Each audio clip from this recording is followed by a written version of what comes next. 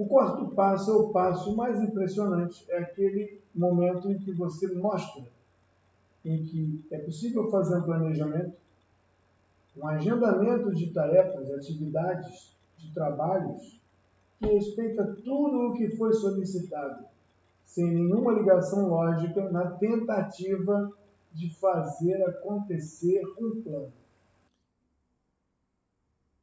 Parece que existia limite de recurso. Vamos dar uma olhada nos recursos? Porque o projeto prevê uma série de trabalhos. Então, vamos ver o histograma de recursos. Os recursos humanos, os equipamentos, tinham uma previsão de limite de uso. A equipe direta tinha 4 componentes, o especialista viu 2 componentes, e em azul você vê o que é utilizado, em verde você vê o que está disponível. Ou seja, o planejamento foi feito, as tarefas foram agendadas e não há sobrecarga de nenhum dos recursos ou dos equipamentos alocados para esse fim. O azul representa o que estou usando, o vermelho a linha de limite superior e em verde todas as épocas, todos os momentos, e aí nós falamos por semana, em que o recurso está disponível para uso, respeitando então outras restrições, encontramos até mesmo ociosidade nos recursos. É hora de ajustar aqueles botões. Outro elemento são os materiais. Havia restrição de material. Então, buscando o histograma de uso de material, em função da chegada do material, porque eles chegavam mensalmente, nós podemos ver 4 histogramas, onde 3 dos azuis mais escuros mostram que o saldo de estoque, a quantidade em estoque está sempre positiva, ou seja, nós não estamos tentando produzir sem materiais. As áreas de atividade foram agendadas para enquadrar seu início quando existe saldo positivo nos estoques. A única exceção é o primeiro histograma, material de uso comum, onde não havia limite e o que é apresentado na tela é a necessidade de compra ou a necessidade de aquisição para o seu momento de consumo. Não temos o conceito de ociosidade, mas nós temos aqui em azul por semana a quantidade de materiais disponíveis em estoque. No final do trabalho, no final das atividades, podemos observar que sobra um estoque de materiais de cada um dos materiais especiais que foram utilizados. Esses histogramas ajudam muito a gente a mostrar que os limites foram respeitados e o fluxo de caixa era um dos restritores. Quando a gente seleciona fluxo de caixa, podemos ver através de gráficos. No primeiro gráfico, a chegada dos valores de financiamento em azul, constante por 6 meses. No segundo gráfico, no segundo histograma, podemos ver os custos depois do agendamento da compatibilização do gasto para com o financiamento, em vermelho o custo mês a mês.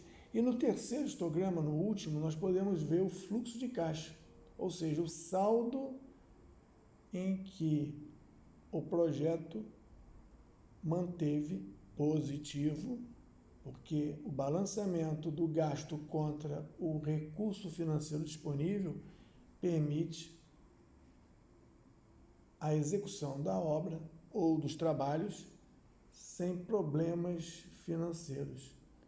Então, além de todas as outras condições, a condição de dinheiro em caixa foi respeitado também. Se quisermos ver o valor acumulado, nós encontramos o fluxo de entrada acumulado contra os custos mês a mês e o fluxo de caixa mês a mês também. Outro elemento interessante para nós verificarmos é o espaço. havia 300 metros quadrados em um prédio, 200 metros quadrados no outro. O histograma aqui mostrando dia a dia mostra que em azul, no prédio A, nunca se passou dos 200 metros quadrados, ou seja, as atividades que demandavam espaço, demandaram e havia espaço. E quando haviam poucas atividades ou atividades que demandavam menos espaços simultâneos, havia uma liberação desses espaços no prédio A e B. O número de frentes de serviço é um dos elementos que foi colocado como restrição. Nós não podemos ter mais que 2 frentes de serviço de elétrica, de civil ou de mecânica. E os gráficos em azul mostram que 2 era o máximo que se encontrou dia a dia. Os espaços em branco são os dias em que não houve trabalho nem de nem de 2 turmas simultâneas. As restrições todas foram respeitadas, nenhuma extrapolou os limites. O número de supervisores disponíveis era 4 para um prédio, 5 para outro prédio. Então, não pode haver simultaneamente mais do que 2 a 2 e nunca utilizando mais que 4 supervisores. Em azul no prédio A, verde ociosidade ou disponibilidade, e 5 no prédio B, azul utilizado, verde disponibilidade ou ociosidade.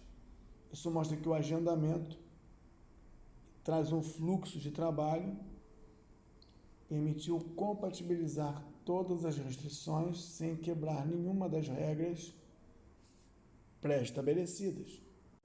O resultado final é um plano, onde todas as atividades foram programadas dentro do calendário, dentro de um sequenciamento contínuo, com baixíssimo nível de interrupção, atendendo a todas as restrições e mantendo o custo o melhor possível, tendo em vista que nós temos atividades de supervisão, de acompanhamento, que por tempo transcorrido custam mais. Qualquer ligação lógica que for incluída para tentar melhorar esse plano, com certeza vai estragá-lo de algum jeito.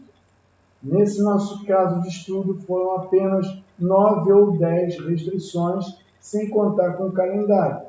Essas 9 ou 10 restrições, aplicadas e analisadas pelo algoritmo, permitiu um planejamento que, no menor prazo possível, trouxe o melhor custo possível por conta de todos os desejos dos restritores. Acreditamos que tenha sido válido o entendimento da metodologia, tenha sido válida a tentativa de mostrar isso para você, e eu acredito, porque já funcionou, que seja muito interessante e válida a sua aplicação para conseguir resultados que normalmente não se conseguem. Esse material é relativo ao livro Planejamento Líquido, seu capítulo 8, onde eu sou o autor.